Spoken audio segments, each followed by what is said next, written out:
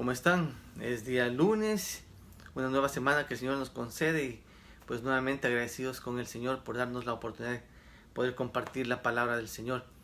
Recuerden que estamos viendo la vida de Jesús en orden cronológico, así que avanzamos con el estudio de la palabra del Señor en el Evangelio según San Juan, capítulo 1, y hoy vamos desde el versículo 29. San Juan, capítulo 1, a partir del versículo 29. Recuerde que en este estudio, si usted tiene un interés de ir aprendiendo en la palabra, puede compartirlo con otros y también enviar el link del video a otras personas, ya sea por Facebook o por el canal de YouTube, y poder compartir este estudio de la palabra del Señor. Como estamos viendo en Juan, estamos también aprendiendo ciertas bases de doctrina, así que es muy importante conocer a nuestro Señor. Yendo directo al tema, entonces San Juan 1:29 dice así: el siguiente día vio Juan a Jesús que venía a él y dijo: he aquí el Cordero de Dios que quita el pecado del mundo.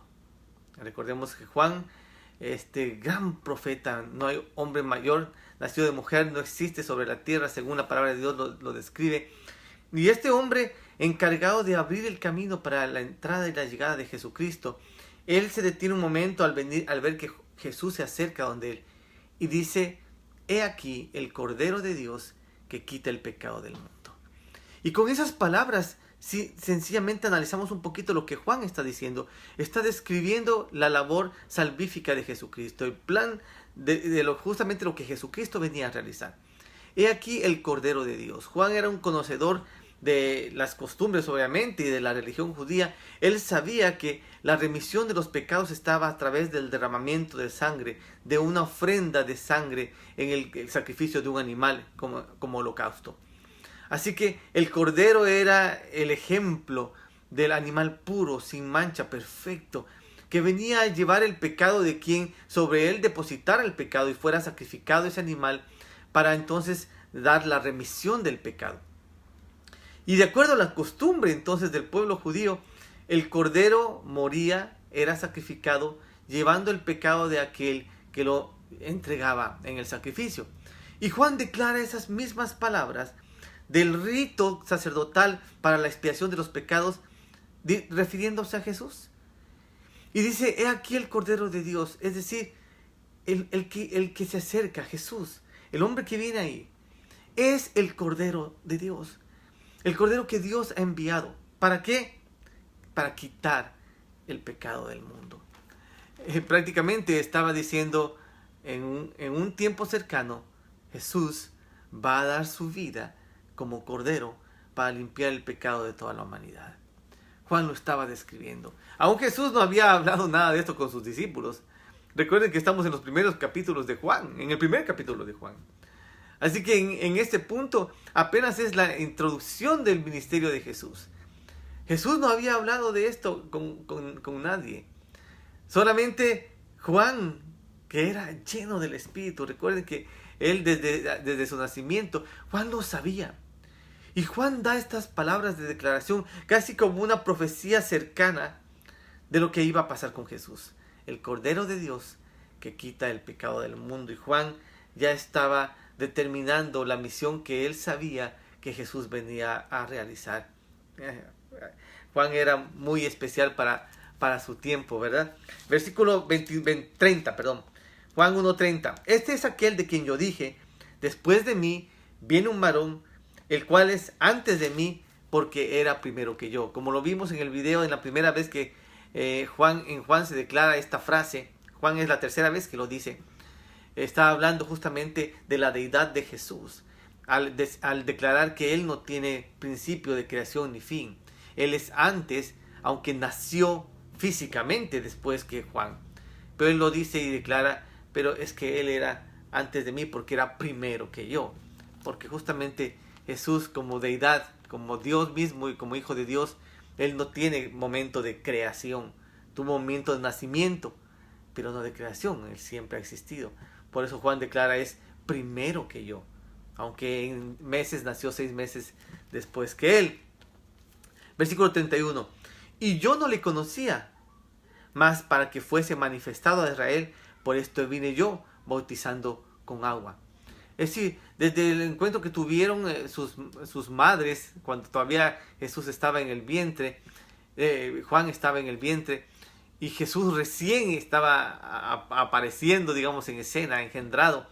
Desde ese momento no hay narración bíblica que nos diga que hubo un contacto entre Jesús y Juan. Pero por el Espíritu Santo que habitaba en Juan, del cual él fue lleno, él sabía quién era Jesús. No lo conocía entonces de vista. No se habían visto, no habían hablado. Pero sin embargo, él sabía el ministerio de quien estaba anunciando. Él sabía lo que venía y quién venía detrás de él. Versículo 32. También dio Juan testimonio diciendo, y vamos a poner un poquito de atención en esta parte. También dio Juan testimonio diciendo, vi al Espíritu que descendía del cielo como paloma y permaneció sobre él. Y yo no le conocía, pero el que me envió a bautizar con agua, mire, el que me envió a bautizar con agua, aquel me dijo, sobre quien veas descender el Espíritu que permanece sobre él, ese es el que bautiza con el Espíritu Santo. Y yo le vi y he dado testimonio de que este es el Hijo de Dios. Mire, interesante, alguien me escribía el otro día diciendo, eso de la Trinidad no existe, eso en la Biblia no está. Y yo lo aclaré, yo dije claramente, el término Trinidad no existe, pero la acción o la determinación de por qué es Trinidad, por qué es trino Dios, en los tres roles que desempeña cada uno, el Padre, el Hijo y el Espíritu Santo siendo un solo Dios, está detallado en la Biblia. Y aquí en esta narración de Juan nuevamente nos muestra la Trinidad, al Padre, al Hijo y al Espíritu Santo. Cuando Juan dice, en versículo 33, pero el que me envió a bautizar con agua, ¿quién fue el que le envió a bautizar con agua? El Padre. Cuando se determinó por orden de Gabriel que Juan era el que iba a adelantar el camino, a abrir el camino del Señor, la orden indicaba el hecho de que Juan iba a ser el que abriera el camino y bautizara a la gente para arrepentimiento en agua. Entonces dice, ¿quién le envió? A él no le envió los sacerdotes, no le envió su religión, a él no le enviaron sus papás. Él cumplía con un mandato para su vida determinado por Dios desde antes de su nacimiento. Así que Juan tenía claro lo que él vino a hacer. Entonces, ¿quién le envió? El Padre. Dios mismo le había dado esa encomienda de introducir a su Hijo Jesucristo a la tierra. Así que Juan estaba cumpliendo y dice, el que me envió me dijo, sobre quien veas descender el Espíritu Santo. ¿Sí? Aquí está en el 33. Aquel sobre quien veas descender el Espíritu y que permanezca sobre él, ese es el que bautiza por el Espíritu Santo. Y yo le vi. ¿Cuándo sucedió esto? El momento en que fue bautizado Jesús. El Espíritu Santo descendió sobre él y permaneció sobre él. Y Juan dice, yo lo vi. Yo doy testimonio porque el Padre, mire, el Padre que me envió a bautizar me dijo que sobre quien descendiera el Espíritu y permaneciera sobre él. Ahí estaba el Padre dando la orden, la indicación a Juan que cuando el Espíritu Santo descendiera, y fue justamente en forma de paloma que descendió sobre Jesús y permaneció sobre él. Este es, ¿quién? El Hijo de Dios, el Salvador del mundo. Nuevamente vemos en este corto relato la figura del Padre dando la indicación a su siervo Juan para que cuando el Espíritu Santo apareciera descendiendo sobre Jesús, él tuviera la confirmación de quién era nuevamente el Hijo de Dios. Y así es como lo declara. Dice, por eso Juan termina diciendo, y yo le vi y he dado testimonio de que este es el Hijo de Dios. Es interesante cuando estudiamos la Biblia y queremos aprender. No estamos tapados o cerrados bajo pensamientos o ideas que nos enseñaron desde pequeños tal vez, o que nuestra religión nos ha transmitido, porque no encontramos una base bíblica para sostener lo que creemos muchas veces. La palabra es clara. Y la palabra de Dios nos va narrando a paso la vida de Jesús. Me encanta el estudio que estamos haciendo y qué bueno que nos puedas acompañar ahí donde estás y que lo puedas transmitir a otros, porque conocer a Jesús de esta manera Es algo increíble poder saber paso a paso cómo fue su vida desde su nacimiento y cómo la doctrina de lo que conocemos de Jesús la vamos entendiendo, la vamos aclarando en nuestra mente y en nuestro corazón, y de esa manera conocemos a nuestro Señor, a nuestro Maestro, a nuestro Salvador, y podremos entonces hablar a otros de alguien a quien sí conocemos bien. Si no, a veces no sabemos de qué decir. Alguien nos pregunta, ¿y tú? No, pues yo soy cristiano. ¿Y de qué me puedes decir de Jesús? Pues mira, yo no sé mucho, tendría que hablar con mi pastor, te llevo a la iglesia para que ahí te enseñen, porque yo apenas... Y son personas que llevan 3 años, 5 años, 10 años, y todavía no conocen a Jesús. Pues qué bien que podamos conocerle, ¿verdad? Así que el día de mañana continuamos. El día lunes estuve dando justamente una clase en un seminario bíblico. El tema era el Levítico. Y mira qué interesante. El Levítico justamente nos enseña todas las leyes que había para la purificación. Todas las cuales, cuando vino Jesús, desaparecieron. Porque la remisión de pecados tenía toda una cantidad de leyes que tú puedes ver en Levítico.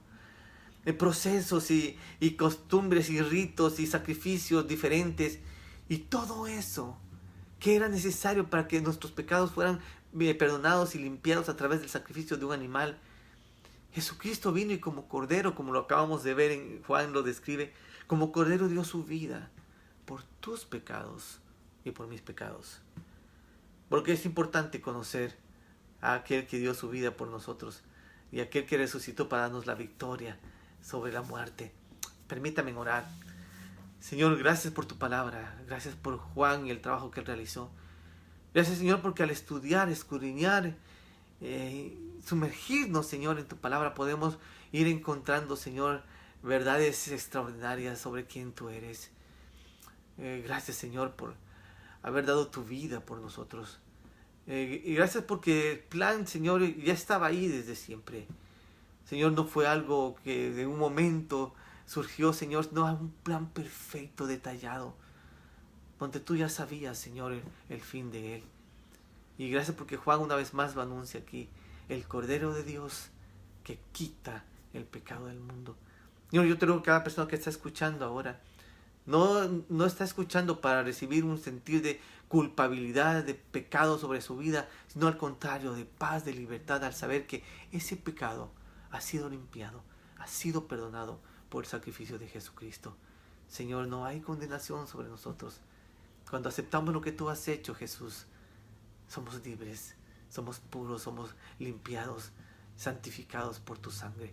Bendigo a cada persona que está mirando en esta noche, Señor, y que esta palabra lleve fruto para sus vidas. Ayúdanos, Señor, a transmitir y llevar tu palabra a todo el mundo. En el nombre de Jesús. Amén. Gracias por mirarnos. Nos vemos el día de mañana. Continuamos con el estudio en Juan. No te olvides de suscribirte a nuestro canal de YouTube. Es gratis. Ya hay más de 180 videos. Tú puedes ver los temas y compartirlos con otras personas. Enviar el link a alguien que tú veas que le puede servir y así extender la palabra de Dios ahí desde tu casa, desde tu celular, desde tu computadora. Puedes estar haciendo labor, sirviendo al reino de Dios y extendiendo la palabra de Dios a través de estos videos que el Señor nos permite hacer para compartir. Que el Señor los bendiga y el día de mañana nos vemos. Un abrazo de parte de mi esposa Teresita, de su servidor, Pastor Jonathan Prados, desde la ciudad de Corona, en California. Que Dios los bendiga.